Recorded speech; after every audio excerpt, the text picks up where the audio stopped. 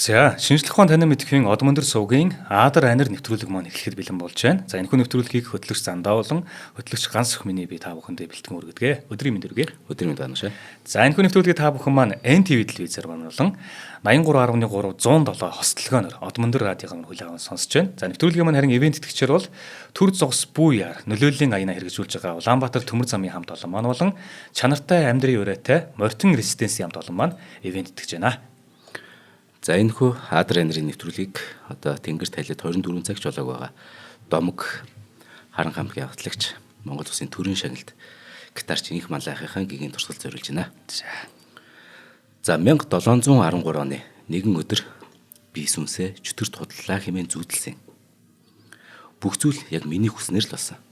Шин зарц маань миний ямар ч хүслийг биелүүлэхэд бэлэн байлаа.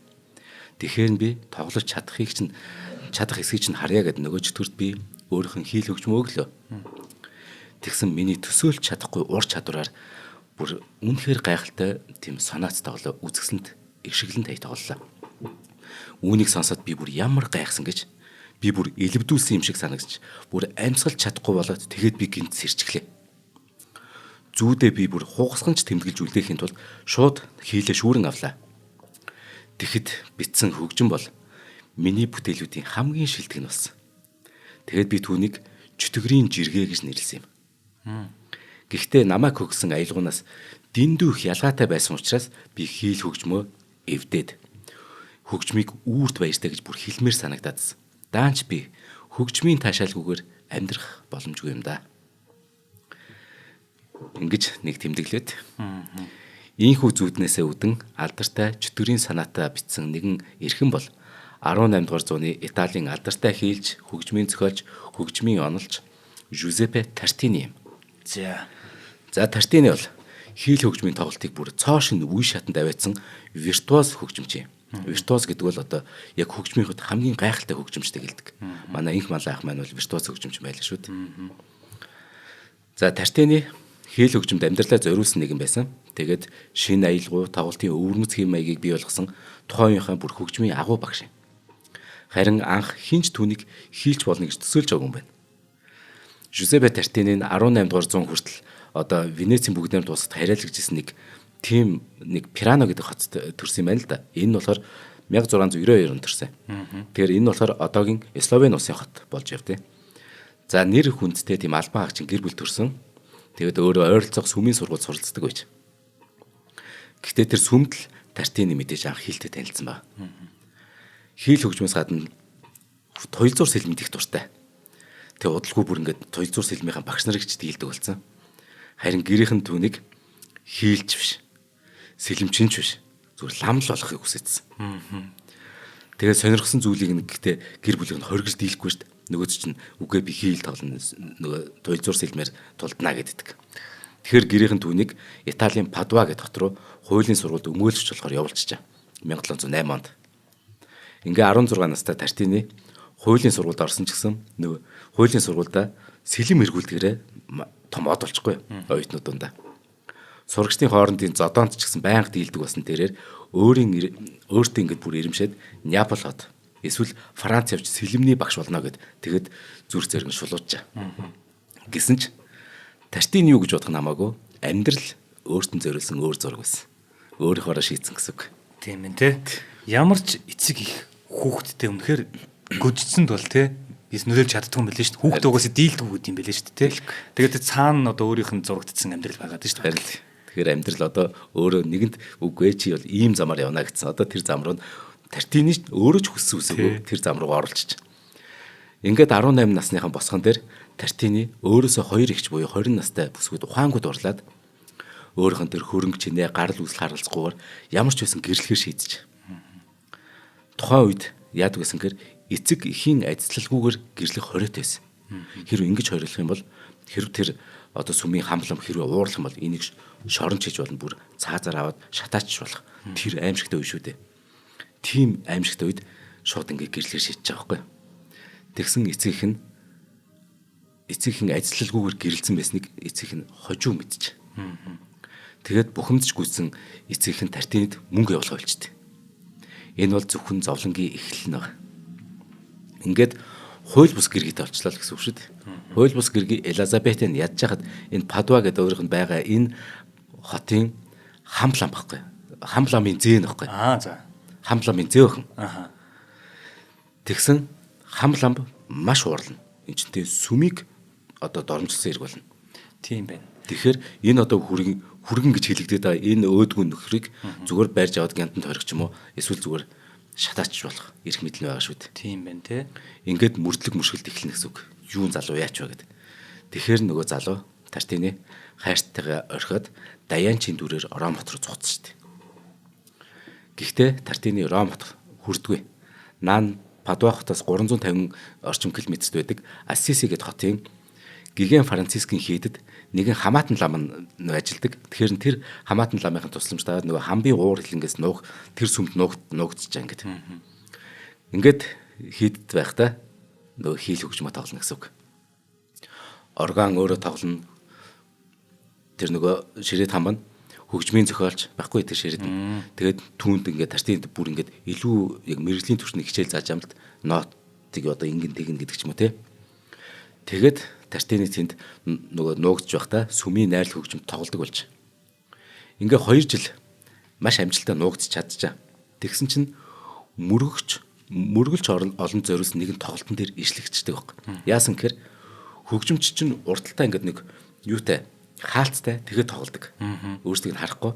Тэгсэн чинь хой салхи гараад нөгөө хаалт нь унсан чинь үзэгчдийн дунд байсан Батуа хотын нэг иргэн нөгөө Тартин чинь байж тэгээд нөгөө танихгүй. Гэтэ танингуудаа Тартинд хэлэхгүй очоод хамламт хэлчихдэг. За тэнд биш шүү. Нөгөө хайгуулсан. Тэ.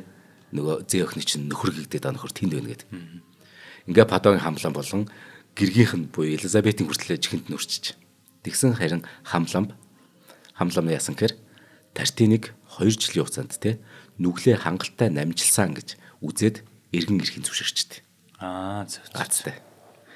Гэтэ бас эргэн ирсэн шалтгаан юу ч биш магадгүй. Тухайн үед нөгөө үнэхээр сайн хийлж сүм болон ордонд их хэрэгтэй үе эхэлжсэн баг. Харин тийм байна. Тэгээд ашигтай байгаа баг. Бид хэд нөгөө нэг яг энэ болоод байгаа зүйлийнх нь цаг хугацааны дээрийг бодох юм бол тэр нөгөө нэг хийд болон төрийнх нь тэр нөгөө юу те одоо нөлөөллүүд нь ондоо байгаа шүү дээ. Хамбан хотынхон иргэнийг барьж аваад гянданд хийх эрхтэй гэхэр чинь бүр төрөөсөө бас давсан ч юм уу те төртөөгөө тэнцвэрч хэмжээний юм эрх мэдэлтэй байгаа байхгүй тэр хамлам нар ч те. Тэгэхээр яг тухайн үед чинь одоо нөгөө хийл хөгжмийн гайхамшиг нөгөө хийлчд ер нь хөгжимчд яг од болж эхэлчихсэн маш хэрэгцээтэй үе байхгүй. Одооны орчин үетэй адилхан. Одоо их хэрэгтэй болж байгаа шүү дээ. Яг гэвэл компаниуд өчнөө рекламдах хэрэгтэй болдог. Instagram дээр од хэрэгтэй, Facebook дээр од хэрэгтэй гэдэг шиг байхгүй. Нэг сүм болгонд мундаг хөгжимч хэрэгтэй шүү дээ. Тэгэхээр хийдүүд нь бас хоорондоо бас яах гээд байна те. Үзэлцэж гээд байна те. Яг ялгаа авахгүй исламын сүмүүдсэн тэгж ийсэн шүү дээ те. Яг адилхан. Одоо нөгөө нэг адилхан юм юутай гэдэг үлээ нөгөө юугаар ялгараад байдаг шүү дээ. Тэн дээр ч нөгөө дуулалаараа бас ялгардаг гэдэг шиг яг ийм л юм байна л да. Яг тэгвэл нөгөө мөргөлч маань 2 сүмийн аль нэг дээр ночлоход би нөгөө хандив өгөн шүү дээ. Өргөл барьцаа. Тийм. Тэгэхээр чи хүн татах нь хамгийн чухал. Ялангуяа энэ чинь хийл хөгжим үнэхээр модонд орж исэн. Vivaldi, Veracini зэрэг алдартай хийлчд бүр ингээ хийлийн тэр нарийнхан дууралд мөн хурд тэр хөгжмөлтөөр яг өрсөлдөж исэн үе. За яг энэ үед Тартини 1715 онд буюу 23 наснда Veracini-гийн тэр одоо Vivaldi Veracini гэдэг Veracini-гийн тоглолтыг үз таард. Тэгэхэд пэшн хийл хөгжим гэж ийм ингэж тоглож болт юм гээд бүр биширсэн гэж байгаа юм. Veracini хурууга бүр гайхамшигтай хурдаг хөдлөгснөр нэг номын таталтанд одоо тийм гэл нэг л татахад 100 нот хүртэл явж болт юм гэдгийг ойлгосон баг. Тэгэхээр энийг чарчаад Тартини бүр эн чинь гайхаж байгаа. Надад цаашаага дахиад дүндөө тулах зам байгаа юм байна шүү дээ. Тий. За үүний дараа Жузеппе Тартини яасан гэхээр нэг үнэхэр зөв юм байт. 3 жил яг гэртээ сууд. Тэр чадварт хүрэхэд тулд. Харин энэ маш гоё үзэсгэлэнтэй процесстэй. Харин ингээ гэртээ сууд хийлийн тоглолтоо сайжруулж. Ингээд номын болон чавцын уртыг номын урт чавцын уртыг янз бүрээр хэмжиж үзсээр хагаад яг энэ л их төгсөн байх гэдэг юмыг өөрөө ингээд тэр хугацаанд гаргаж аваад тэр нь одоогийн өнөөгийн номын урт эдний стандартанд Тартини гэх байхгүй. Бүр одоо бүр өөртөө зориулж тааруулж гин гэсэн үг шүү дээ. Тэгэхээр өнөөгийн номын уртыг Тартини 3 жил сууж байхдаа гаргасан гэсэн үг.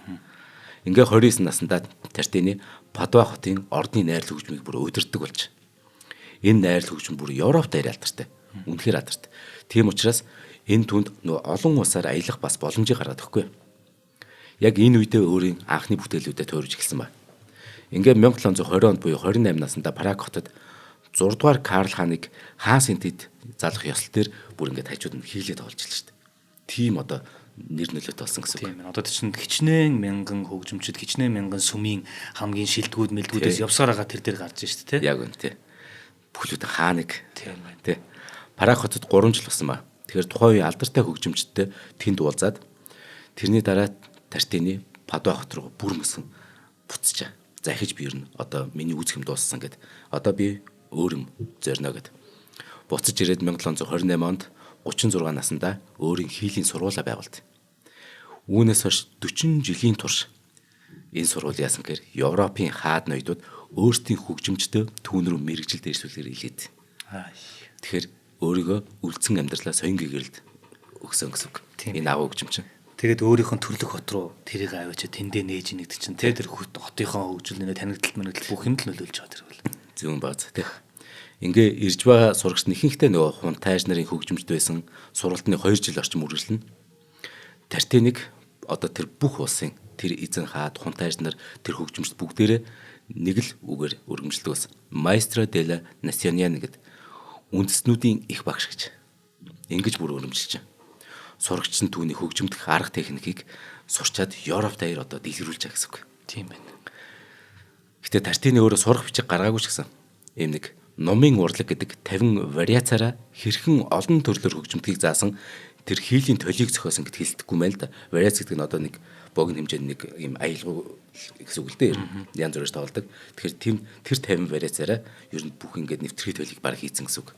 Эхлээд баг гар явлаг маяг тий. Чи энд хүрчих юм бол цаашаа хөгжмөдөд тоглож чадна гэж байгаа юм шиг. Тэгээ өөрийн сурагч Магдалина Ламбардини гэдэг одоо сурагчтай ингээд их урт цагтл байт юм л да битсэн. Тэр цагтл нь бас гарын авлага гэж явд юм байна. Уул нь тэр зүгээр цагтл байхгүй.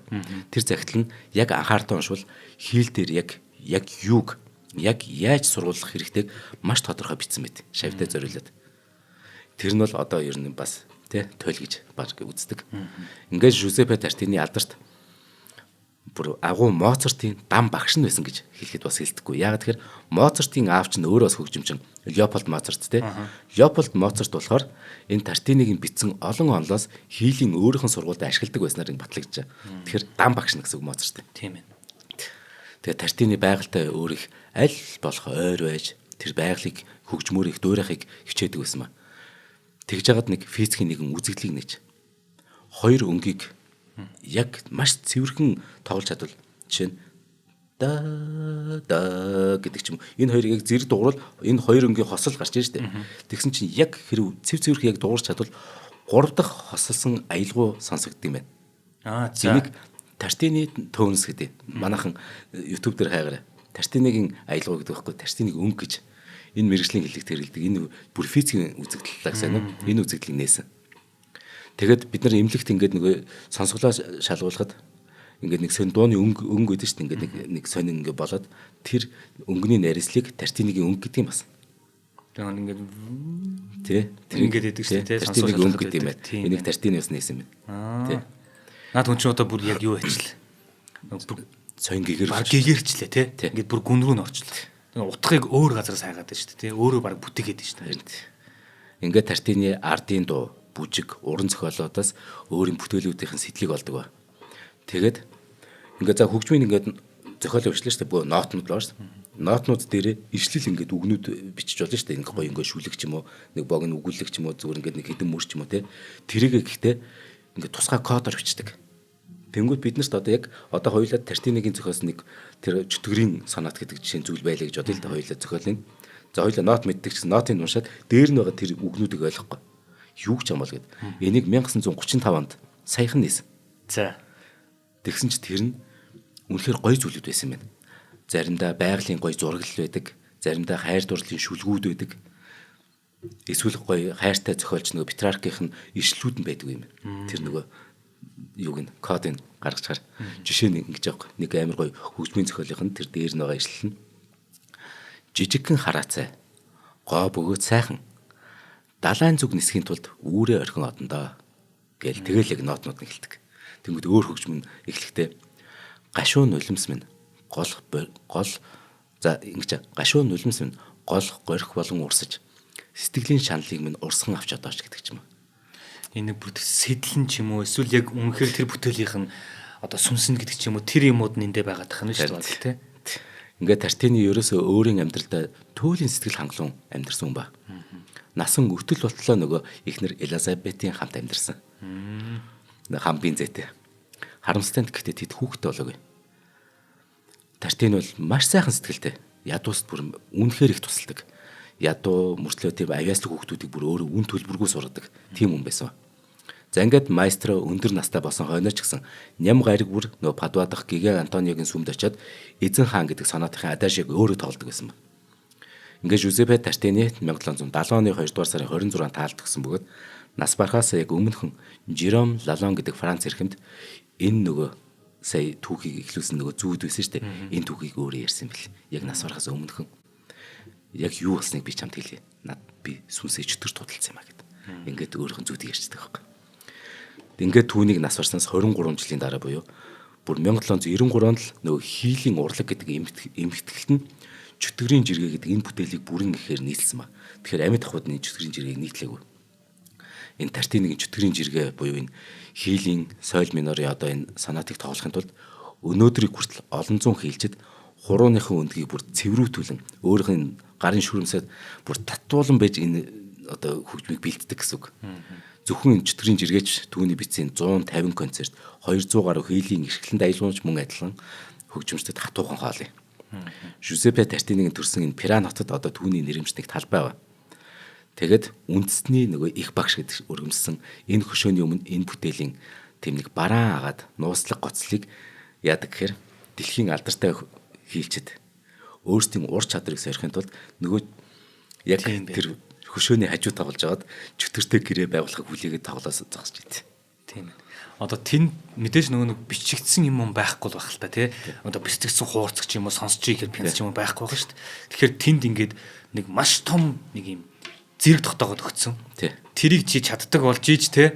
Нэг энэ хэмжээнд очиж шүү, энэ бичигдэн шүү гэдгийг мэддэг болсон. Тэгэл бүгд л зорддог байна шүү дээ. Тэгэхээр магадгүй хэдүүлээ тий. Одоо дээлтэй аялгээд Одмондрын нэг аяллаар Итали явахад Пиран хот зориод очиод Тартинигийн тэр хөшөөний доор тий. Ингээд хөгжимчтэй ингээд бүр тийм шүрмсээ таслан ядан одоо тэ цэврүүцсэн тэр хурууг бид нар харж байвал тэд нар чинь Тартинигийн тэр нөгөө чөтгөрийн одоо тэр чөтгөртэй гэрээс нь тэр хөгжмийг тоглох гэж оролдоод өөрсдөө чөтгөртэй гэрээ хийчих гээд оролж байгааг бид нар харах нь шүү дээ. Маш гоё юм нэх юм бол мэдээж ноото мэдж байгаа тэр бүтээлч одоо хөгжимчд бол тэ ноото хараад ингээд мэдээ толгойдтон тэр хөгжим нэг шиглэн. Харин тэрийг яг тэр гараараа хийж чадахгүй юу л шүү дээ бас тэ. За тэгээд өнөөдрийн чөтгөртэй байгуулсан хөгжимчдийн эхнийх нь энэ байлаа. Дараа нь мөн бас нэг гайхалтай чөтгөртэй гэрээ басны хөгжимчдийн талаар ярих. За хамтран ярилцлыг танилцуулж тий. Сайн надад зүгээр нөгөө нэг өөрийнх нь төрлөх хоттой очиод хөгжмийн сургалтыг нээж штэ тий. Тэр надад юуг санагдсан бэ гэхээр за мэдээж нөгөө нэг яг урд нь гардгаар нь гараад тэр шоглоом юмыг нь онлыг нь сураад дэлхийд гэдэг юм уу тий. Хамгийн өндөр байгаа тэр газар нь очиод өөрийгөө баталчаад эргээд нутг руугаа явчих штэ. Тэгээд намайг одоо ингэж сурыг гэж байгаа бол ирээрээ гэдэг тий. Яг энэ болохоор нөгөө нэг хоёлаа нөгөө 90 цавын эвдрээгүй найрагч биш тий. Яг энэ хүнтэй адилхан санагдахгүй юу? Буцаа явчихдаг. Тэгээ тэр хүн чинь болохоор тэр 90 цав гэдэг тэр өтөөн дээр нь шүү дээ. Тэгээ нөгөө галтрыг мэлтрэгч айгу багал явдаг тийм газар байгаа шүү дээ. Тэгээд өөрийнх нь бичлэлт инээ дээр бүх юмаа тэр байглаас авдаг. Бүр хамгийн нарийн гэсэн нэмийг олж бичдэг. Бараг л гэгэрцэн гэдэг шүү дээ. Тэгээд тэндээс шүлгүүдээ бичнэ. Тэр шүлэг дуртай монголчууд бараг хэрвээ 90 цавд нямсран өөрөө шүлэг бичдэг те зохиолчдын сургууль нээнэ гэсэн бол очихыг хүсэж байгаа хүмүүс те үгүйсэхгүй байлаа шүү дээ. Яг тэрнтэй адилхан үйл явдал болчихж байгаа байхгүй. Харин. За тэгээд яг сайн нөгөө нэг галт тэрэг өртөөгөөд ярьсан юм чинь нэвтрүүлгийн маань ивент итгэгчээр Улаанбаатар төмөр замынхаа хамт олныг дурдъя. Маш олон мянган хөдөлмөрч сайхан сэтгэлтэй ямиг цаг тухайд нь хийдэг ийм одоо олон мянган хүмүүсээс бүрдсэн гэр болвол яхахгүй манай Монголын энэ Улаанбаатар төмөр замын хамт олон байна. Тэгээд одоо би тэгтээ дараагийн дугаар дээр гоё яг Монголд хідэн өртөө байдгийн те хідэн гоё яг том ингээд буудлууд байдгийг тэр болгоны гоё тодорхой мэдчихнэ. Надад сонирхолтой байдаг. За тэгээд Улаанбаатар төмөр замын хамт олонны маань мэдээж энэ олон жилийн турш монголчуудынхаа одоо зорьсон ажлыг бүтээж те бүх зүйлийг ингээхийн тулд маш их том хариуцлагыг ардаа үүрж явдаг. Мэдээж наана бид нар ингэж яхад та ингэсэнгүү гэж гомдлохгүй л те. Гэхдээ бидний анхаарч байгаа ёстой хэд хэдэн зүйлс байдгийн маань нэгийг одоо бид хүн сүүлийн дугаарууд дээр маш их хэлж байгаа. Одоо анх удаага сонсож байгаа юмстай дахиад хэлье. Бид нар 2022 онд яг энэ Улаанбаатар төмөр замын энэ олон улсын энэ одоо дайрж байгаа Нача бараа тээвэр, нийтийн зочид тээвэр гэдэг байгаа энэ тээврүүдэд 2022 онд бол 238 удаа энэ одоо цуваг те зогсохгүй байх ёстой юмыг зогсоосон байна. Бидний өөрсдийн буруутай үйл ажиллагаанаас болоод аюулгүй, санамжгүй эсвэл нөгөө нэг юм хайхрамжгүй байдлаасаа болоод 2023 онд бүр 266 нэмэгдчихэж байгаа. За 24 онд бол 195. Ингээд бид нар нийтдээ яг 3 жилийн хугацаанд 700 гаруй удаа яг ингээд төмөр замын энэ явах ёстой цаг минут секунд бүх юмыг ингээд зогсоосон гэсэн үг. Энэ 3 өдөрт 2 удаа. За баг тийм ээ те. Энэ одоо хинээс болоод яагаад вэ гэхээр бид нар нэг нэгэндээ байнга хэлж ярьж явах ёстой зүйлс байдаг. Тэрийг явуулахын тулд аян хэрэгжүүлдэг. Энэ аяныг бол төр зогс бүү яараа гэдэг. Үгийг нь та бодоорой. Тэр аюулгүй гарам руу битгий орооч. Энээс болоод маш аимшигтай тохиолдлууд гарчаад байна. Зураг хүргүүд нь бүгдээрээ байгаа, бичлэгүүд нь ил байгаад байна. Та бүхэн мань үзээч. Төмөр зам гэдэг бол тоглоом биш ээ. Тэр гарам гэдэг бол тоглоом биш ээ. Та өөрийгөө аюулгүй ойлгож болно. Их нэртэй, гэр бүлтэй, хүүхэдтэй нөлөөлөөрэй. Энэ зүйлийг ойлгуулаарай. Тэгээ бид нар яарснараа цаг хугацааг давчлыг хийснээрээ ер нь бол онж исэн юм байхгүй шүү дээ. Дандаа л алддаг шүү дээ. Түр зогсоод амьдрал чинь үргэлжлэнэ. Түр зогсохгүй бол бүр зогсон шүү дээ тэр амьдрал. Яа тий.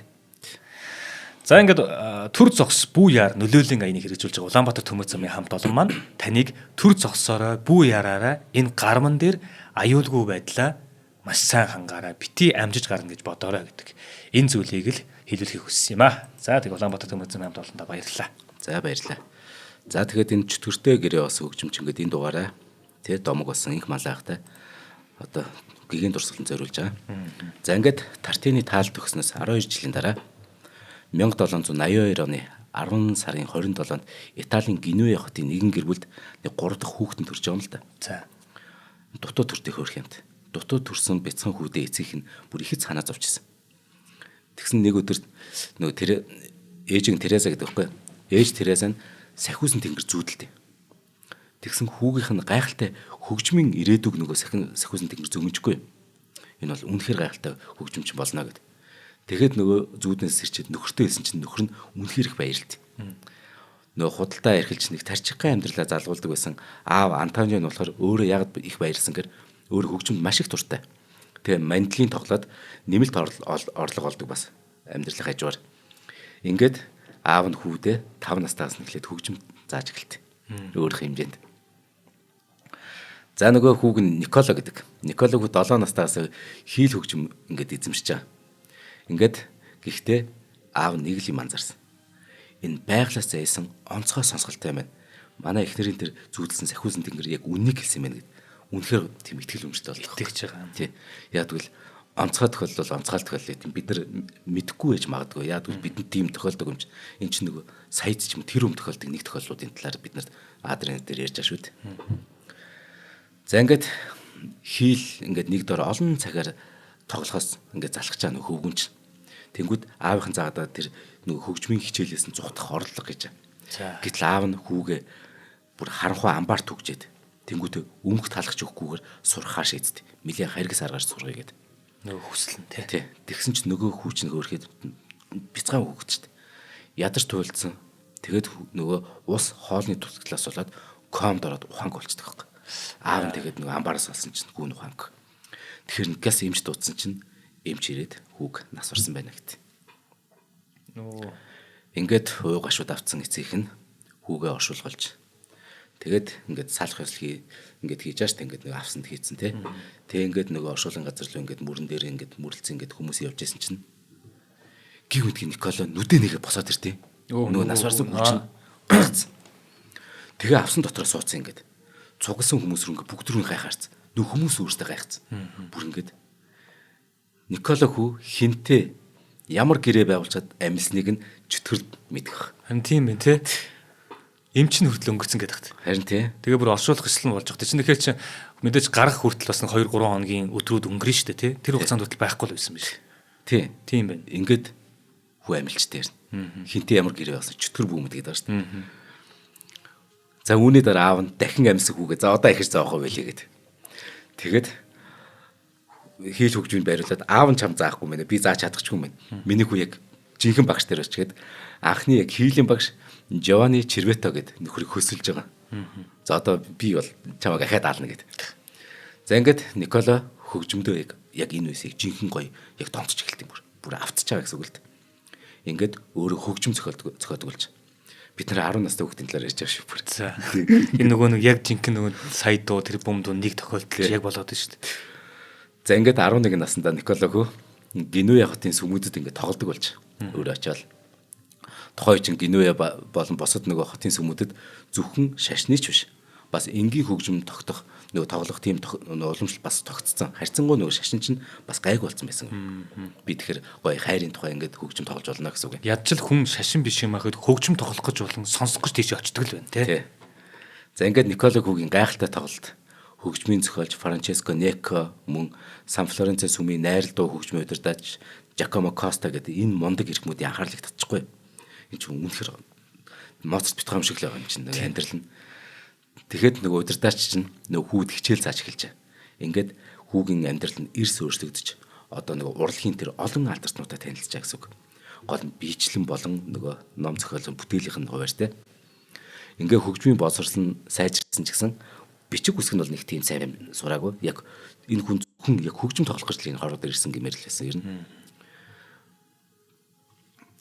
Үүний нэг нотлого нь ер нь бүр хожууч гэсэн өөрийнх нь бичсэн нэг тэмдэглүүд байдаг. Алдаа мадаг гэж тоймгүй. Тэр тийм Итали хэлний багш үйлс дулаанаар ингээд суум уу гэмээр л. Гэхдээ уран зохиол мөн түүх домог зүүн тал дээр бол хинтээч харилцан ярианд орж байгааг тийм хэмжээний бас мэдлэгтэй. Ингээд Никола хүү 12 наснда анхныхаа бие даасан концерт Генуя хотын Сан Агостино гэх театрт хийхээр болт. Тоглолтын зарлал дээр энэ хүүгийн бүтэн нэр нь байгаа. Никола Паганини гэдэг.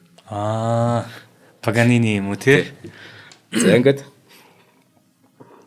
Паганинигийн түүхийг бид нар мэддэггүй тий. Юу багтаа өнгөрсөн. Харин тий. Ингээд Никола Паганини гэдэг 12 наснд анхны тоглолтоо хийчихнэ. Түүний тоглосон тэр зохиолуудын дунд Францын хувьсгалын Карманола гэдэг дууны сэдвүүд хувилбарууд багтсан олон ихэд таалагдчихгүй. Ингээд Генуя хотынхаа гэрт Анна Луиза де Стайл, Жорж Байрон, Стендаль, Жорж Санд, Алессандро Манзини гэдэг энэ мундаг уран зохиолчдын одоо ном зохиолыг цуглуулдаг нэг урлагийн алдартай нэг ивент итгэгч Жанкарло Бинегро гэдэг хүүд анхаарлаа хандуулахар шийдсэн. Ингээд за би чиний 2 дахь концертыг Флоренц зохион байгуулнаа гэд. Одоо тэгэхээр бүр юм урлагийг ивэнтдэг хүмүүс анхаарлыг хүртэл татсан гэсэн үг. Ингээд үүний дараа залуу хөгжимч маань алдарт хэлж Алессандро Ролло гэдэг нөхөрт шав орчихгүй. Шав орохын тулд Парма хот руу зардлаа өөрөө цуглуулж чадсан ба. Ингээд аав хүү хоёрыг Пармад очисон чинь нөгөө алдарт хөгжмийн зохиолч Алессандро Ролло чинь өөрөө алдартай хийлч хүн шүү дээ. Өөрөө өвчтэй байсан ба. Алессандро Ролло. Тэгээд өвчтэй байсан болохоор хүн хүлээж авахгүйгээд. Тэгсэн чинь нөгөө үүдний нөгөө хүлээлгийн өрөөнд нь Никола хүү ингээд яг ингээд ийшээ харж исэн чинь ширээн дээр тэр нөгөө Роллогийн бичсэн концертын нот мөн хийл хөгжмөн байхгүй юу? За. Тэгэхээр нөгөө хийл хөгжмөн ягаад Роллогийн тэр зохиос хөгжмийг тоглоод эхэлчихгүй юу? Зүгээр. За баг дуудаж штт те. Тийм. Тэгсэн чинь нөгөө өрөөндөө өвчтэй өвчсөн нөгөө Ролло чинь гарч ирээд.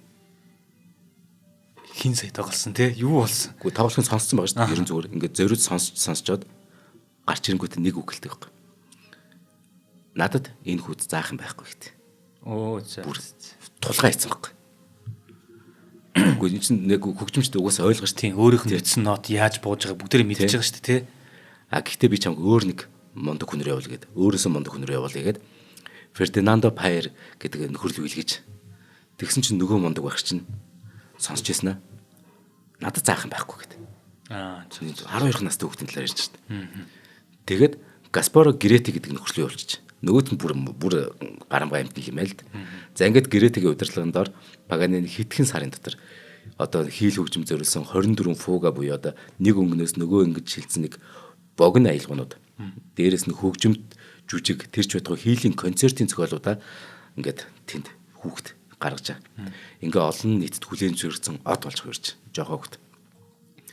Ингээ 1797 онд 15 наснда Паганини анхныхаа аялын тоглолтод явж. Одоо аялын тоглолт гэдэг бол ер нь ямар ч урлагийн хамтлагуудын дунд те ер нь дууч тавьд эн чинь хамгийн сайхан зүйл шүү дээ. Тийм мэдээж бүр маш том даваа. Тийм аялын тоглолт хийдэг болтлоо тэр хүн чинь бас нэлээд нэрд гарах хэвээр те. Очсон газар болгоны өөрийг нь үзэх хүмүүс байна л гэсэн үг шүү дээ. Тэгэхээр чинь бүр өөрийгөө бүр баталчиж тэр зүйл рүү орох байхгүй те. Нэг удаа цэнгэлт хүрээлэнг дүүргэж болно. Гэхдээ чи те ингээд нэг сарын турш нэг аялын тоглолт хийхэд тэр болон тэр өөр цэнгэлтгүүдийг дүүргэнэ гэдэг чинь эн чинь тоглоом биш тоглоом биш. За ингээд 15 настай хөх тэгэхээр энэ аялын тоглолтод гарч ирсэн. Аавынхаа хамт тэгэхээр Милан, Болония, Флоренц, Пиза, Ливорно гэдэг хотууд тоглолтоо яж. Францчууд нөгөө Генуе гэдэг энэ хот руу дайрснаас болоод аялын тоглолтоо дуусгасан ч гэсэн Паганини аавынхаа эдлэнд ирээд өөрийн тоглолтын техникийг улам нарийнсан хичээлэхээр бас өөрийгөө хэсэг түгчдэг. Эдгээр бас нэг тийм зөвүүн гар байгаад байна тийм. Нэг яг мэдээд байна л да. Одоо нэг зүйлийг яг олон талаас хийж байгаа хүмүүс шүү дээ. Тэгэхээр яг ингээд энэ хөгжмөний маань өөрийнх нь далаац хамгийн боломжтой нь хаа өрөө дуусч чинь те. Тэндээс одоо нөгөө тэр болохоор ингэж тоглож чаддаг, энэ бол ингэж тоглож чаддаг. Тэдний сурч чинь. Одоо тэгээ дараагийн түвшин рүү гарахын тулд те. Өөрт нь одоо нэгэнд багш байхгүй юм чи өөрөө багш болох хэрэгтэй шүү дээ. Тийм юм байна. Тий. Тэгээд гэрээсээ гардаг байхгүй. Яасан гэж Лука хотод нэг концерт тоглож. Одоо нөгөө дараагийн түвшний Паганини гарч ирсэн байх нь шүү дээ. Гэтэ 20 хүрээг. Хинийд сонсоогүй тим юм гарч ирэх гэсэн. Тэр концерт дээр хийлэр шувууны дуу бүр лимб гэд лимчиг өөр хөгжмөс гэд хийлэр гэж лимб эвэр бүрээний дууг дуурайлган тоглолцож. Хийлэр тэгсэн чинь цугасаа олон бүр гайхшраад хүн бүр нэг бол инээгээл нэг бол ингээл бүр гайхшраал. Ингээд түүний ур чадвар хийл хөгжмийг чөлөөтэй тоглож чадварыг биширч байгаа. Гэвч сүм дуганд ийм дуу гарахад дургуц хүмүүс ч гэсэн байгаа. Энд чи юу болоод байгаа болооч гээд нэг хэсэг нь орилоод нэг хэсэг нь инээгээд нэг хэсэг нь уурлж байгаа. Бүр ийм үзэгдлийг нэг л хөгжимчин ганц хийлтэй гаргана гэдэг гайхамшиг. Тийм ээ. Тэгэхээр нөгөө урд нь байгаагүй замыг задлж гин гэсэн үг тий. Ингээ 1801 онд түүнд Лука дахь госол хилчээр ажиллах санал тавьсан. Тэгсэн нөгөө энийг дуртай хүлээж авчихгүй яг л нөгөө дарангуйлагч харгас аваасаа нөгөө залхацсан байгаа шүү дээ өөрөө. Ингээд эцгийнхээ халамжаас малтаад бие даа амьдрахын тулд шууд госол хилчээр ажиллах тэр саналыг зөвшөөрчд. Энэ үед Паганини 19 настай байна. Ингээд тэр үедээ насан туршдаа өөрөө тэр нэрийг нууцсан нэгэн хэрэгэм зэрэгтэй нэг бүсгүй дууралтай. Тоскан дахь энэ бүсгүйн эдлэнд 3 жил хөдөө аж ахуй эрхлэн амьдрахдаа алдарт хөгжимчин өөрөө бас хажуугаар нь гитар хөгжим эзэмшээд хийл болон гитарт зориулсан бүхлөдөө 12 санаат бичдэг энэ 3 жилийн хугацаанд. Нөгөө Паганини ч дурлаад жигүүр ургасан мэдрэмжтэй явж байгаа шүү дээ. Ингээд цоглог хүсэл тэмүүлэлтэй тэр концертуудад нөгөө тэр одоо юу н бүтээл нэг тусгагддаг тэр мэдрэмж нь яг тэгс тээ. Ингээ мансуурмаар эрх чөлөөндөө автсан Паганини гэхдээ хөзрийн мөрийтэй тоглоом донтч эхэлдэг. Одоо нэг хувийн амьдралд биш болж эхэлнэ л дээ. Ингээ Паганиnig амьдрал өөрөө нэг ийм л юм болж байгаа. Маш үнэтэй аялын тоглолт. Тэгээ хөзрийн ингээ мөрийтэй тоглоом замбраагүй энэ дотн харьцаатай янагийн амьдрал ч юм уу ийм адал явдал бол зүгээр л нэг замбраагүй адал явдал болон өөрчилж байгаа. Энд чи 20 настай хүүхэд шүү дээ баг. Үеийнх нь Паганиниг энэ гадаа төрхийг яадаг гэхээр чөтгөртэй зүрэлт. Паганиниг яагаад энэ нөгөө чөтгөртэй гэрээ болсон хөгжимчин гэж бас энэ зохиолд оруулсан гэхээр ийм царайтай байхгүй. Шаргал царайтай. Гэтэ ийм хурц хамартай, хурц монхор хамартай. Амар хамартай. Тэгсэн мөрлөө нүд нь нүүрс шиг хар. Хав хар. Тэгээд үс нь юм орооцолсон хар үстэй. Ингээ ийм ширэм төрхтэй байхгүй. Тэгээд нүд мүдтэй нөхдүүдтэй адилхан биш гэсэн үг бол явчихсан шүү дээ. Ягкэр. Ер нь харах царайнд чөтгөр байхгүй юу? Одоо харахад бол гэдэг гоё л төрөх шүү дээ, тий. Одоо зөв. Одоогийн нийгэмд гоё л санагдах төрөх. Тэгэхээр нэг үеийнх нь түүнийг ингээд бас атаарах шүү дээ. Ийм мундаг. Тэгээд охид бүсгүүчүүдийг зүгээр ийм хачин царайгаар бүгдийг даалдаг. Тэнгүүд энэ яг чөтгөргээд энэ чөтгөртэй гэрээ болсон гэд энэ яриг гэртнээс гаргацсан байхгүй. Гэтэ хувийн амьдралдаа Паганини ийм хачин царайтай мөртлөө амаргуудаар хизээж дутагдж байгааг. Бүсгүүчүүд нөгөө шүтэн биширдэг хийлчээ тоглолтын дараа ингээд оройдоо эдлэндээ аваачин амраах нэрээр ингээд зугаацсаадаг байсан баг. Паганини бүрийн гэрэлсэн чинэлэг эмэгтэйчүүдтэй юм харилцаатай байсан. Тэгэд өөрөө болохоор гэр бүлийн ачааг үүрхий огтхонч бодлого. Ер нь Паганини болохоор эр хүний хувьд эрхчлөө бол хамгийн эрхэм гэдэгт итгэдэг хүн байсан маа. Ингээд маэстрогийн хайр дурлал ядал явдлын тоо өнөө хүртэл яг хитин гэдэг одоо мэддэг. Таалж явснаас тоолж явсан биш үү гэдэг шиг. Энэ бүр замраа галцсан гэж. Паганини өөрөө их бооцоо тавих дуртай. Тийм ч учраас нэг мөрөцөд тоглоомд онцсон. Тэгээ нэг удаа хийлийн чавхц чинь 4 байдаг тийм үү. Тэнгүүд би 2 чавхтаст хийлээр найрлах хөгжмийг бүхэл бүтэн авч гарч чадна, удирч чадна гэд мөрөцчихгүй. Тэгээд тэр тоглолтоо хийж. Тэгсэн чинь энэ тоглолт нь Наполеон Бонапартийн дүү Элиз ирдэ. Нөгөө Бетховны Элиз гэдэг Элиз мөн багш баг. Тэгээд Бонапартийн дүү Элиз тэгсэн чинь яг энэ тоглолтын дээр нөжаад Паганинигийн энэ ур чадварыг биширж бүр баярлсандаа ухаалтаад унцдаг. За. Одоо нөгөө нэг шүтэн биширэгчнэр нь те. Ерөн зүгээр ундаг л байсан баг л та. Элис тэр үед унсан баг л та те. Ингээд ер нь тэгэхээр 19-р зууны ихэнх үед чадварлаг хийлждэг. Одоо ухааны Фредди Меркурийг шүтэн биширэгт нь яг дахин шүтдэг шиг л яг тийм үе бас эхэлж байна гэсэн үг юм. Тийм юм байна. Одоо үүнийг эхлүүлсэн хүмүүс чинь одоо Моцарт, Бетховен, Паганини одоо хийдэр бааш Лист энэ төр бааш. За ингээд хийлч маань бооцоогоо мэдээж аваа зогсохгүй нөгөө Элизийн зүрхийг хүртэл дагуулж тийм да. Наполеон Бонапартийн дүрсэн дүүгийнхэн зүрхийг авчиж байгаа байхгүй. Ах нар аим шиг юм байгаа шүү дээ. Ах нь бол жинхэнэ чөтгөр байгаа шүү дээ. Ингээд тухайн үедээ цагаан сарна гэдэг хочтой байсан Элиза Бачаки ингээд нууц хамарга Лукагийн Вангийн ордонд оруулж байгаа. Нууц хамарга нь Паганини шүү дээ. Ингээд Лукагийн Вангийн ордонд оруулаад ордны гарамгай хөгжимчин гэдэг цол өгөөд 3 жилийн турш түүнийг бүх талаар дэмжсэн. Ингээд уран бүтээлийн хөгжиж байсан хамгийн өндөр хэрэгэмтэй хүн болчихж байгаа. Паганини ингээд Вангийн ордонд байхдаа бүх концерт, жүжигийн хөгжмийг удирдахын хажуугаар өөрөө нөгөө хийлийн гослолтоо зориулсан хамгийн алдартай бүтээлүүд. 24 капричо гэдэг. Энэ бүр гайхалтай бүр сонсоод үзгээр. Ингээд энэ чөлөө төлбөрөөр бичсэн хөгжмийн бүтээлээ дуурайд Наполеоны төрсөн өдөр зориулсан бас бүтээл хүртэл хийд. Тэр нь хийлийн ганцхан одоо утсан дээр тоглосоор дуусгадаг тийм гоё бүтээлээд байгаа байхгүй нэг сонин. Тэрийг хүртэл одоо санаа тавьчихдээ. Гэхдээ Паганини шүү дээ. Эцэст нь ордны албанасаа залгасан хөгжимч маань 30 наснда Флоренц хотыг орхиод Европын орнуудаар аялан тоглолт хийлээ гэж яваад гт. Өөртөө жинхэнэ нөгөө эргчлөөч юм байна тий. Ингээ 1813 оны 10 дугаар сарын 29-нд Паганини 31 наснда өөрийн бичсэн Шулмууд гэдэг бүтээлээ Ла Скала гэдэг театрын тайзнаа тавьжаа. Одоо Ла Скала чинь одоо дүүрийн театруудын хамгийн ноён оргил нь Эверестэн шүү дээ. Тэнд одоо Шулмууд гэдэг бүтээлийг тоглоно. Инхээр үүнээс юу болох вэ гэхээр түүний нэр хүнд тэнгэр тусна богдолно гэсэн үг. Тийм ээ тий. Одоо бүр Европта яар тэр нөгөө хамгийн алдартай хамгийн гардаг дээр нь гарчлаа гэсэн үг шүү дээ. Тэгээд өөрөөхөн бүтээлээ батлаа ажиллаа шүү дээ. Хамгийн ноён оргилдод болчих. Ингээд тэгэхээр яах вэ гэхээр Герман, Франц, Англид одоо тоглолтоо ихэд угаасаа л дүүрнэ гэсэн үг. Ингээд алдарт хийлчийн концерт бүгд яг адилхан эхэлнэ. Яаж эхлэх вэ гэхээр хэдүүлээ ингээд төсөөлөе л да. Маэстро маань өөртөө нэг томцон гэмээр нэг фрак өмсөд гарчаа. За ингээд хийл хөгжим аваад тайзны гүний хаа нэгтэйгстэй ингээд айж ухаан гарч ирнэ тайзан дээр.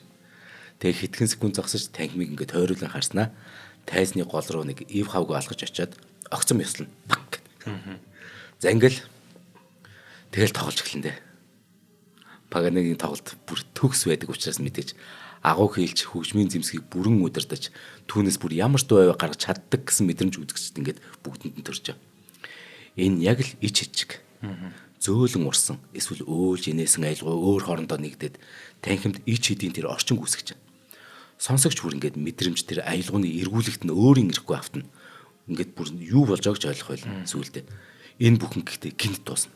Ингээ Паганини хийлээ мөрнөөсөө буулгаад хідэнтэй яслаад зогсолтгүй нөгөө алга таршилтыг өөрөө чөтгөрийн инээмсэглэлээрээ ажин зогсно. Үнэхээр гоё санагдаад байна л да надад. Тэр нөгөө сонсож байгаа хүмүүс мэдээж ингээл мэдээж нөгөө хийлийн тоглолтуудыг мэддэг энэ одоо хүмүүс шүү дээ тий. Одоо энэ хүн яах нь вэ? Өмнө нь бас ингээд хийлээр батлаа тавьсан хүмүүс байгаад байдаг. Одоо энэ яаж чадах нь вэ? Тэр дэлхийд ингээд алаад исэн хүн ч одоо яг ирээд яах нь үзэж байгаа шүү дээ. Тэгэл ингээд зөөлнөр ингээд өөрлөгөө аваал. Тэгэл нэг мэдхэд л нөгөө хүмүүсийн зүгээр ингээд мөтөө үзсэн сэтгэл хөдлөл нь те хөгжмөнтэй хамт ингээд болоо. Зарим нь хаалцсан бүр ингээд бүгднгийн ингээл те өөрөөрөө жинхэнэ удирдна гэсэн үг шүү дээ. Хөгжмөрөө тэгээд тоглож байгаа байхгүй гэл хаяа гэсэн үг шүү. Тэгэл чөтгөрийн нэмсэглэр шүү дээ. За ингээд тэгэхээр жирийн гэр бүл төрсэн царайлаг бус төрхтэй энэ хөгжимчний энэ их алдар нэрийг энэ их суу алдрыг тухайн хүмүүс бүр яагаж тайлбарлаж чадахгүй. Тийм ч учраас Паганини хийл хөгжим гарамгай тоглохын тулд энэ яг сүнсээ чөтгөртийг худалдсан байж таараа гэсэн цуур гарчихгүй. За. Тоглолтын дараа сонсогчдын нэг нь бүр ингэсэн. Энэ нэг аимш тоглолтын дараа Паганиныг ард чөтгөр зогсоод бүр өөрөө яг хийлийн ном барьсан байсан. Түүний гарыг тоглож байгааг би харсан гэд тэгээ мэдгчихгүй. За. Нөө үлгэр домогт дуртай сэтгүүлч чинь үүнийг үлгэн аваад Паганиныг сатааны зарцаар дүрслсэн шог зургууд хаасыг үнэтэлжтэй.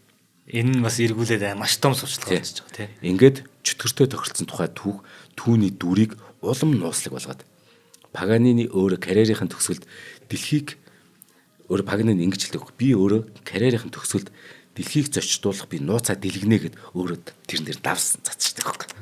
Яа. Ингээд тамийн элчтэй холбоотой гэсэн цуу яриаг дэлхийд ярьж гаргаж байна. Тийм юм тий. Энд дэр гоё юм, айгүй их гоё юм бүр ярмаар санагдмаар гоё зүйлсэд гарч ш тий. Одоо манай удам тим хүн байхгүй. Чи тим хүн болно гэдэг бол бүр юм 2 удаагийн өөр тохиолдол батлагчлаач тим юм байхгүй. Танаа удамд хөгжимчин байхгүй ч болно. Гэтэ тэр хүүхэд чинь яг сод тохиолдлоор төрчиж болно. Хамгийн гол нь эцэг их тэрийг зүгээр мэдрэх л хэрэгтэй. Тий. Хүслээ тулгаж болохгүй тий. Тий. Хүслээ тулгаад исэн чинь унж шít. Үхэж шít бүр. Тийм үхэж шít. 2 3 хоног ухаангүй байжгаад босч ирэхдээ яг өөрөө замаа олоосоод ирчих. Юу гэсэн үг вэ чи? Амар намтрах хэвээр. Үнэхээр чөтгөртөө гэрээ байгуулсан хөгжимч юм байж. Тэгээ эхний хоёр тохиолдолд хоёулаа хийл бол таарлаа тий бас. Тий. Гэтэ Паганини дуусаагүй ш. Дуусаагүй. Паганинигаар дуусгая. За. Тэгвэл хоёулаа хамтаа ажилласан хэлцүүлчих. За нэвтрүүлгийн маань хамтран ажиллагчаар чанартай амьдрын урайтай Мортен Резиденс та бүхэнд маань мэдээлэл хүргэхээр бид бүхэнтэй хамтан ажиллаж байгаа. Чанартай амьдрсан хүн бол Паганини байна тий. Үнэхээр чанартай амьдрсан байна. Тэр эрхчлөө гэдэг. За тэр мөрөдөө тоглоомд дурлан гэдэг ч юм уу тий. Энэ бол ингээд одоогийн бидний нийгэмд үнэхээр болохгүй болоод тий. Тэрнээс болоод хүмүүс амьдралаа алдаад байгаа учраас бид нар үгүйгээд хайчаад байгаа болохоос биш. Тэр хүн өөрийнхөө туулсан амьдралаас ямар мэдрэмж авч яаж ийсэн бэ бид нар мэдэхгүй шүү дээ. Шүүгч ирэх байхгүй. За яг чанартай амьдрэ гэдгийг би одоо Мортен Резиденстэйгээ холбох юм бол юутай холбох юм бэ гэхээр таны өөрийн чинь чанартай амьдрал гэж та өөрөөс асуугаад үзэх юм бол та чанартай амьдрах гэдгийг юугаар бодох вэ? Амьдрсан шиг амьдрах юм уу? Эсвэл амьдарж байгаа орон суудсан те таны тэр сэтгэл ханамжийг хангаж чадах үз тийм үзүүлэлттэй байх юм уу? Ингээд манайх өөрсдөөс асуугаад үзээрэй. Магадгүй ингээд 20 30 жилээр бид нар одоо л ийм л очиод байна шүү дээ нуулгүй ярахад те цалин авдаг ажил хийдэг. Тэгээ нэг юм амьдралын тойрог дотор байдаг. Өглөө босоод орой харьдаг. Тэгээд олж байгаа юм зогсож болохгүй сар болгон ажиллах хэвээр. Тэгжиж би нөгөө нэг лизинг гэдэг юм уу ирээдүйн баталгаатай зүйлүүд хийх хэвээр. Тэгээд 20 30 жил зарцуулж агаад авсан тэр зүйл чинь зүгээр хин нэгний ашиг болох гэсэн нэг богино хугацаанд бариад дараагийн юм хийчих гэсэн тийм юмны одоо зүгээр хийсэн ажил байвал яах вэ? Нэр яана төгөл. Бид нар өөрсдөө хүртэл сонголт хийхдээ яг тэр чанартай амьдрах гэдэг бол юуг харж сонголт хийх вэ гэдгээ бид нар өөрсдөөс нь шүүнэ гэсэн үг. За тэгээд Цайсан долгоон зүүн гарталд байрлалтай Америк сургуулийн дэргэд байршилтай Мортен Резиденс маань нийтдээ бол 3 блок. Эхний блок нь бол баригдаж эхэлж явах явцдаа энэ компанийнхаа үүх түүх хийсэн зүйлээс болоод нөгөө нэг юу нь явцсан. Бүтэн борлуулалтанд дууссан. Борлуулалт нь тийм. Ашиглалтанд ороогүй багт барилгын дуусах борлуулалтанд дуусчихсан. Тий. Одоо 2 дугаар ээлжийн блок гарцсан байгаа. 3 дугаар ээлжийн захиалга бас явагдаж байгаа. Тэгэхээр 2 дугаар ээлж нь бол нийтдээ 252 айлын орон сууц байна. За тэгээд ашиглалтанд орохоос өмнө 100% борлуулалт дуусдаг учраас ер нь бол та хэрвээ байраа солихож байгаа бол эсвэл гадаадад амьдарч байгаа бол та чанартай газар хөрөнгө оруулалт хийгээд очиход нэг байр шиг байртай байхыг хүсэх юм бол борлуулалтын албаных нууцыг тэмдэглээд аваарай.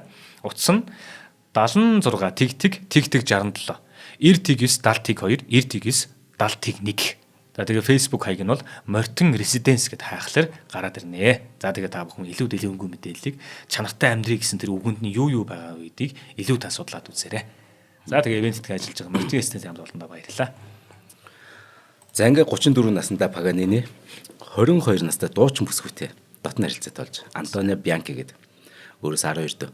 Аль нь бие биедээ нэг үнж бус амьдралтай ч гэсэн гэхдээ ингээд бүр 9 жилийн дараа буюу 43 наснда алдарт хөгжимч маань энэ бүсгүйгээс Ахил гэдэг нэг хөргөн хүүтэй болж хүүгээ 3 настай байхад нөгөө бүсгүй болгоо Антонид мөнгө өгөөд бүр өмсөн салаад хүүгээ би өөр ганцаар өсгөнө гэдэг ингээд аваад үлдчихсэн. За хүүгээ гэхдээ чинэлэг амьдруулахын тулд Паганини яасан гэр тасралтгүй концерт тоглож эхэлдэг. Бүр тасралтгүй. Паганинийн тоглолтууд өөрөө угаасаа маш их шууганд ирдэг. Тэгээд тасбар нь бүр төсөөлхийн аргагүй өндөр үнэтэй. Тэгсэн мөртлөө тэр нь пик. Дороо зарагдана. Жишээ нь ингээд Франц Шуберт гэдэг амар мундаг хөгжмийн зохиолч шүү дээ. Яг Вен хотод аялын тоглолтын төлөө тэр 28,000 крон чинь авч байгаа байхгүй. Вен хотоос 28,000 крон. Энэ хэрэг мөнгийг би мэдэхгүй.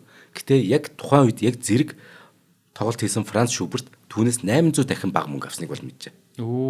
Тэгэхээр жишээ нь Шубертийн тим үнэлгээтэй багт тий 800 дахин тэгэхээр Шубертээс их. Тэгэхээр төсөөлөл л да. За нэг тоглолт игээд би 1 сая төгрөг авсан бол хажууд Паганини 800 сая төгрөг авч ийл гэсэн үг шүү дээ. Гэтэл би бол ингээ олон зуун жилийн дараа миний нэрийг мэдэх би бол алдартай хөгжмийн зохиолч. Уулын Шуберт байгаа тийм шүү дээ. Шуберт байгаа тийм. Тэгэхээр ингэтлээ бүр галзуурсан гэсэн юм байна. Ингээд 42 наснда Ром хотод тоглолтоо хийх болж байгаа л да. Тэгсэн хамтлам 12 дугаар Лиа түнд Алтан давиралт Хүлэг Баатар гэдэг цол болгоцсон. Энэ агуу хөгжимч учраас энэ шагналыг урд нь хоёр мундаг эрхэм үрчээсэн. Глюк нөгөөт нь Моцарт хоёр. Сүм яадаг гэхээр энэ хөгжимчдийг юу гэж тодорхойлдог гэхээр оюун санааны тэр үнэт зүйлсийг сурчлах туслагч гэж үздэг байсан.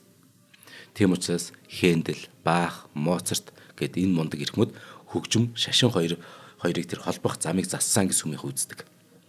Ийм байдлаар сүм Паганиныг өөртөө татах гэж оролдоод байгаа байхгүй. Тэгсэн чинь Паганини энэ замаар нь явдаггүй. Амьдралдаа нэг ч удаа шашны дуул бичдэггүй. Тий. Бус нь бүгд бичсэн баг. Ямар аим юм бэ? Тэгээд тэр манаа гариг дээр түгшүүрийг тарьж хүмүүсийг тамийн иргэшилд өгөөд байна гэд бүр ингээд хүмүүс ярьдаг болж байна. Тэгэхээр мэдээд энэ л та гоё юм л та над шиг. Тэгээд ерөөсөө энэ яг чөтгөртэй гэрээ байгуулсан хөгжимч муу юм байна гэд энэ цоёроо улам л нэмэгдэт. Үзэн ядагчт нь бүр улам дивэргээд үлдэж байгаа тий. Тэгээ гол нь эн чинь итгэхээр үе байхгүй. Харин тий. Тий штэ. Тий. За ингээ 1831 оны 2 дугаар сард Паганини Парис хотыг зоржээ. Энэ үед Францын нийслэл хувьсгал нөгөө холиор, өвчин, тэгээ нөгөө хувьсгал гэ тахлын дараа дөнгөж амьсгаа авч байгаа үе юм л дээ. Тэгээд сонгодог үеийн болон романтизмын төлөөлөгчд яг нэг дор ингээд тэр Парис цугларч байгаа үе л дээ. Одоо Виктор Хьюго, Александр Дюма нар тэнд ингээд Парис хотод зохиолоо бичиж байгаа тий. Дүүрийн театр руу орох юм бол Фауст гэж дөөр явж гин. Эсвэл ингээд гоё симфонууд ингээд явж гин. Энэ үед Паганини ирж байгаа гэсэн үг л дээ. Тэгэхээр Парисын тэр романтизмыг бүр утгаар нь одоо бүр дэлгэрүүлсэн гэсэн үг. Тийм. Паганини ирж байгаа шүү дээ. Ингээд 49 наснда амжилтынхан оргилдоо яг хүрсэн үед очиж байгаа. Тэр үед гингүүч Парис одоо Honore de Balzac ингээд Паганини зүгээр мөрөгцсөн ямар мундаг. Тэгээ Гёте, тэгээ Фаустыг бичдэг Гёте бүр ингээд биширсэн. Яг тэр үе гэсэн үг. Наа чи мөр өрөөж маш мундаг амар үе байна. За ингээд хитрхийн өндөр үнэтэй тоглолт хийдэг, дэндүү шуналтай гэд түүний тухай ингээд хүн болгон биччихсэн ба. Ялангуяа хөгжмийн зохиолч Берлиоз гэд тэгсэн чинь ингээд шунал муналтай гэд ингээд хүмүүс ингээд бичээд шүүмжлээд шүү дээ. Тэгж яхад ингээд нэг хөгжмийн зохиолч Берлиоз гэд хүн хүнд өвчтэй байна гэхээр нь шууд ингээд 20,000 франк өгöd тэр нь асар их мөнгө байхгүй тухайд 20,000 франк өгж байгаа. Ингээд дэмжиж байгаа байхгүй эрүүл мэндийн. Тэгсэн залуу хөгжимчдөд болохоор ингээд хөгжимчин болохыг хүсэж байгаа ингээд суралцж байгаа хүмүүс байгаа шүү дээ. Тэнгүүд өөрийн тэр тэнгэр тулсан үнэтэй билет зүгээр өгчдөг. Хідэн 10-аар нь өгчдөг. Тоглолт үзэр гэдэг. Тэгсэн мөртлөө өөртөө болохоор баг мөнгө зарцуулдаг байсан. Ихэнхдээ хуучин хувц худалдаж авч юмсан. Ингээд тэгээ өөрөө дутуу төрсөн гэд баг наснасаа би султааж байсан тийм үү.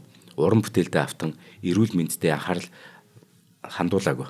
Хитрхийх уран бүтээлдээ тэр аялын тоглолтод анхаарал хандуулсан. Ингээд түүний бие тэгэхээр юу гэсэн үг гэхээр улам муудаал байна гэсэн үг. Ингээд Европын тэргүүлэх эмч нарт хандах боломжтой байсан ч гэсэн үл таамсарлаж явсараад 52 нас хүртэл Европын хотуудаар ингээд явж аялын тоглолтыг хийж байгаа. Ингээд 1840 онд Паганини Францын нийт цаацд ингээд яг амьдралын сүүлчийн өдрүүдэд одоо өнгөрөх юм. Сүрийн өвчин нөгөө даймжирсан. Өөрөө хөрх юмтай хийлийнхаа нөгөө номыг ч барьж дийлхэлсэн. Ингээ хурууныхаа үзүүр төр зүр утаснуудыг ингээл оролдоол ийлэх тийм л одоо чадaltaй үлдсэн. Ингээд өөрөө хийл хөгжмийн өөрөө мэдээж баялаг цуглуулах хэрэгтэй байна шүү дээ. Энд хийлийн хаан шүү дээ. Өөрийнх нь тэгэнгүүт нөгөө сүүлийн өдрүүд ирж байгааг мэдээд өөрийн хамгийн хайртай хамгийн хүчтэй дууралтай болохоор их бүү гэж өөрөөр нэрлсэн Жузеппе Гаварниригийн урсан өөрийнх нь тэр хамгийн хайртай хийлээ төрлөх Генуэ хоттой бэлгэлдэг. Яг энийг нь бүгд ойлгот. Паганини үхэж байна гэдэг. Дэлхийн нийтээр ойлгочих. Ингээд хот даяар дарахад сүмийн санваачтууд түүний гэрт 3 удаа ирээд одоо ингээд нүглээ намжлая гэсэн чинь ятгаад дийлдэг. Энэ чинь нөгөө шашингүй хүн шүү дээ. Ингээд 1840 оны 5 дугаар сарын 27 оны өглөөний 5 цагт агуу хэлж Николо Паганини ингээд тэнгэр тайлж. Тэгэхээр бурханд нүглээ намжлахгүй гэдэг чинь нөгөө чөтгөртэй гэрээц юм шүү гэдэг яриаг ахаал болон дэвэргэнэ л гэсэн үг. Ингээ Паганинигийн нууцлаг, юр бусын байдал мөн шашинд итгээгүйгээс болоод нийт цагийн хамб Доминико Галвано оршуулгын ёслол хийхээс татгалцсан шүү дээ. Яг түлийн чинь бурханд итгэдэг энэ чинь чөтгөртэй гэрээ болсон гэх юм. Шарлиг хийлчний нөгөө төрлөх хот болох Генуэро аваачаар шийдсэн боловч тэнд нь бас оршуулгыг зөвшөөрдөг. Нөгөө хүү ганц ахилгээд хүү бааш төрхий. Тэр католик шашны зан үйлийн дагуу аавыг оршуулахын тулд бүр олон жилийн турш хөөцөлддөг хөрх. Ингээд энэ хооронд түүний шарлиг хитэн удаа булаад хитэн удаа ихэж ухаж гаргаал гэсэн үг. Ингээд эцэст нь бүр хожуу бүр нас барснаас нь бараг 36 жилийн дараа 1876 онд Ромын хамглам 9-р Пио оршуулгын ёслолыг зөвшөөрсөн ч гэсэн энэ явц нь ахиж 20 жилээр удаашраад 1896 онд буюу нас барснаас нь 56 жилийн дараа чандар нь Парма хотын оршуулгын газарт эцсийн амгалангаа олд. Ингээд 1954 оноос л төрлөх Генуэ хотод нь Паганинигийн нэрэмжит хийлчдийн олон улсын тэмцээнийг явуулдаг болж байна. Энэ тэмцээний ялагч нь яадаг гэж Паганинигийн бэлэвсэн гэргий гэж одоо хочлогддог нөгөө Генуэ хотод бэлгэлсэн түүний хийл дээр ялагч нь ганцхан удаа хийл тоглох эрхээр шагналт. Тэгчээ буцаад өгдөг. Хамгийн том шагналт тэр. Өө энэ ч бүр бурхан юм биш үү харахгүй. За нэг юм байна. Өстөө нэ яг амьдралынх нь зүгээр ингээд мэдээж үзэж байгаа үзэгчд болон эсвэл одоо нэг хөгжмийг сонсч ирсэн хүмүүс эсвэл төсөөлөх хүмүүс ч юм уу те ингээ бодглохлоор нэрээ чөтгөртэй гэрээ байгуулчихсан юм биш үү гэж дараа нь бодогдохоор шүү дээ те. Тэг яг нөгөө ямар ч байж болно л доо. Хойволданч байж болно те. Эсвэл хүрх гээд ингээ зорж байгаа алхмууд нь өөрийнх нь хийсэн алхмууд ч зориу дээр хийжсэн үйлдэлүүд нь ч байж болно. Гэхдээ тохиолдол цаг үе тэр юм ингээд бүр эцэстээ өөрөө цэг тавигдсан бол тэр бол одоо яах ч арга байхгүй. Үнэхээр л туулаад гацсан өрн юм чи яах юм бэ те. Нэг юм өвхтэй хүртэл яг тэр хичээсэн нэр хүн дээр ингээд дуустдаг хүмүүсс байна те. Өхөл тулаад ихэд гэсэн өөрчлөгдөхгүй нэг гэдэг чинь. Тэгээ гануушд хоёр уул манай адар энер чинь нөгөө 8 7 сарын 1 хүртэл бүгд ингээ хуурийн дагууч гэсэн яг өнөөдөр бид хоёр нөгөө төлөвлөөгөө энэ дугаарыг хийсэн шалтгаан те. Үнэхээр агуу хөгжимчин агуу тэр дуу ая зохиогч харан хамтлагын ахлагч инх малай ах манд бурханд болсон нөгөө тэнгэрийн оронд очсон мэдээг сонсоод мэдээж Монгол хүн бүр өнгөөсөө гашуудчаа. Тэгээ бид нэвтрүүлгээ зориуд юм хөгжимчний тухай нэвтрүүлгийг хийсэн их гоё санагдсан. Угаасаа нөгөө юм мэдээж нөгөө юу байна л да. Сая бид нар ингээд энэ хөгжимтэй чөтгөртэй гэрээ байгуулсан хөгжимчтэд бодож штэ тий. Тэгээд энийг үзэн гутал мэдээж нөгөө сонирхдог төрлийн хүмүүс бол илүү их мэдрэх баг. Бид нар бол нөгөө хөндлөнгөөс харж ирсэн. Яагаад тэгэхээр бидэрт ингэж бас гүйцэд орохгүй байгаа шалтгаан бид нар тийм нөгөө сүмсэн байхгүй штэ биднэрт угаасаа хөдөл нь байхгүй. Гэтэл бид нар чинь энэ харан хамтлаг гэдэг хамтлагийн чинь тэр нөгөө 80 90 70-аад оны үеийн те тэр гоё урт үстэй нэг юм сороочны захыг ингээ урт гаргацсан тэр өргөн өмтөө тарпицтай тэгэл орцонд гитар тоглолт дуулдаг байсан. Тэгээд энэ болгоны чинь урд гараад харан хамтлаг чинь мөрийг татаад энэ том домгийг бүтээж байгаа шүү дээ. Бүтэн амьдралынхаа турш домог бүтээж байгаа шүү дээ. Тэгээд энийг ингээд харцсан үзсэн хүмүүс чинь тэр нь үнэхээр ингээл зүрхүү ирнэлтэй яхах. За тэгээ олон сайхан уран бүтээл, олон сайхан тэр дуугаралт, тэр үг гэдэг зүйлсээр энэ чинь монголчуудыгаа гадаад дотоод байхад хүртэл холоос хүртэл их орныгаа сандаг тэр бүх зүйлсийг бүтээсэн харан хамтлаг бол яа харахгүй домог хамтлагөө тий. Энэ дээр бол дуун ихтэй байх маргаан бүгд. За ингээд нэвтрүүлгийн маань энэ удаагийн дугаар өндөрлөж байна. Нэвтрүүлгийн маань ивент тгчээр чанартай амьдрын өрөөтэй манай Морьтон Резиденсийн хамт олон маань болон Төр зогс бүү яар нөлөөлийн аяна хэрэгжүүлж байгаа Улаанбаатар төмөр замын хамт олон маань оролцлоо. Та энэ нэвтрүүлгийг NTV телевизээр маань болон 83.3 107 гэсэн хостолгооноор маань хүлээн аван сонслоо. За баярлалаа танд. За баярлалаа ганашаа. Нэвтрүүлгийг хүлээн авсан Нарны аймгийн монголчуудаа баярлалаа. Одмондөр суваг энэ мэтлэн танин мэдхүн 1000 хөтөлбөрийг 2025 оны 7 сарын 1 хүртэл та бүхэнд хүргэх юм. Их хэлээрээ шинжлэх ухаан танин мэдхүг түгээхийн үйлсэд та нэгтгэх хүсвэл бидэнд таньд өгөх боломжтой. Нэг нэвтрүүлгийг 100 төгрөгөөр буюу 1000 нэвтрүүлгийг 100,000 төгрөгөөр үнэлээд та биднийг дэмжээрэй. Жилдээ ганцхан удаа 100,000 төгрөгөөр дэмжснээр шинжлэх ухаан танин мэдхүг түгээх энэ үйл хэрэг таны оролцоотойгоор амжилттай үргэлжлэх юм а. Зандан хүү миний нэр дээрх голомт банкны данс байгаа. 30 15 15 1942 30 15 15 1942. Та 100,000 төгрөгөөр шилжүүлэхдээ гүйлгээний утга дээр нь өөрийн нэр болон утасны дугаараа заавал бичээрэй. 100,000 төгрөг хандвалснаар Одмондөр сувгийн алтан гишүүн болох юм. Шинжлэх ухаан танин мэдхгүй Монголд ялах болтугай.